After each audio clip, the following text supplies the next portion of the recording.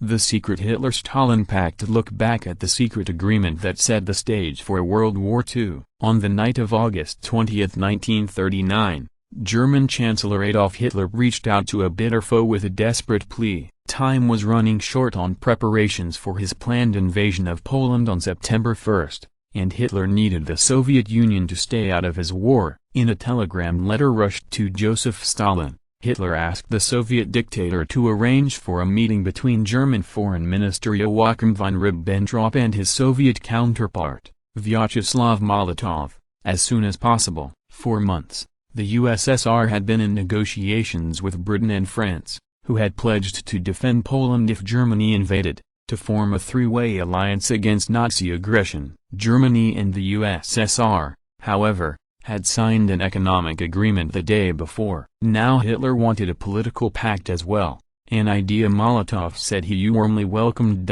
With battle preparation plans on hold as the European powers considered forming a united front against Germany, Hitler could not hide his urgency. "Oh, the tension between Germany and Poland has become intolerable," he warned Stalin.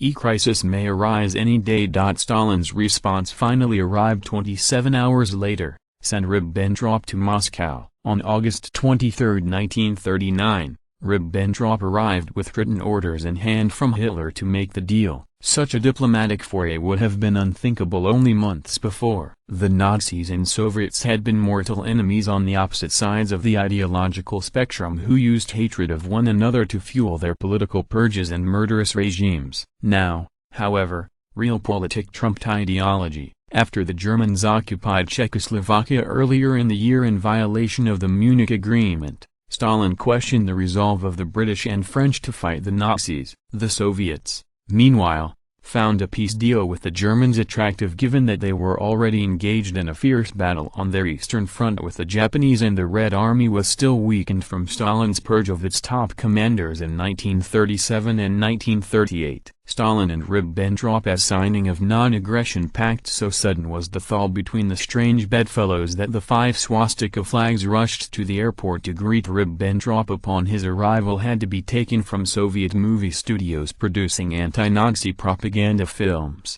Once seated at the negotiating table inside the Kremlin, the German foreign minister proposed a lofty preamble about the country's warm relations. But even a totalitarian dictator knew that the truth could only be bent to a certain degree before it snapped.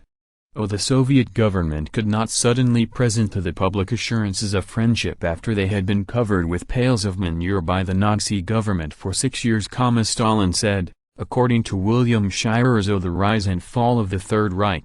While Soviet negotiations with the British and French had dragged on for months, it took mere hours to hammer out a deal with the Germans. The meeting began and ended briskly, just to show how businesslike these dictators are. The New York Times editorialized, officially called the Molotov-Ribbentrop Pact but also known as the Hitler-Stalin Pact. The non-aggression agreement was simple and straightforward. Both countries pledged for 10 years to desist from any act of violence, any aggressive action and any attack on each other, either individually or jointly with other powers. As a large framed photograph of Vladimir Lenin gazed down sternly upon the smoke-filled room, Ribbentrop and Molotov affixed their signatures to the agreement. A smiling Stalin was as bubbly as the Crimean sparkling wine that he raised in a spontaneous toast to Hitler.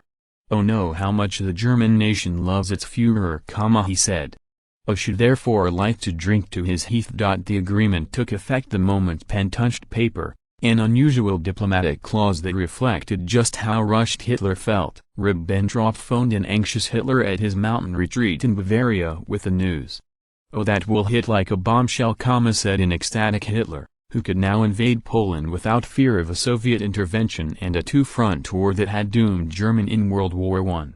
British press reacts to news of the pact. Credit, Bedman, Corbis. "Oh, the sinister news broke upon the world like an explosion," Winston Churchill later wrote. And that was just the news the world knew about, for in addition to the non-aggression pact, the Nazis and Soviets entered into a secret protocol that only came to light after the conclusion of World War II. The two countries took a carving knife to Poland, with the Germans taking the larger western slice. The Soviets were given a free hand in Bessarabia in Southeast Europe and the Baltic states of Estonia, Latvia and Finland, while Lithuania fell into the German sphere of influence. Before Ribbentrop left the Kremlin, Stalin pulled him aside.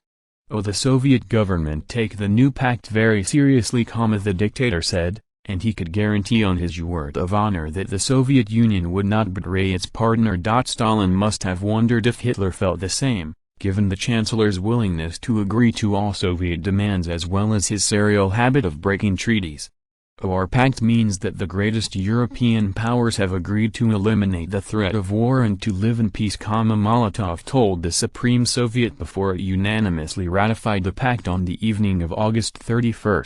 Hours later, more than 1 million German troops crossed the border with Poland. World War II had begun. Within weeks, the Soviets occupied eastern Poland under the guise of protecting its residents from the Germans. Months later, Stalin's troops marched into the Baltics and Bessarabia. Before the signing of the Non-Aggression Pact, President Franklin D. Roosevelt warned Stalin that it was as certain as that the night followed the day that as soon as Hitler had conquered France he would turn on Russia and it would be the Soviets' turn next. The words proved prescient when on June 22, 1941, Hitler unilaterally broke his deal with Stalin and launched the largest surprise attack in the history of warfare.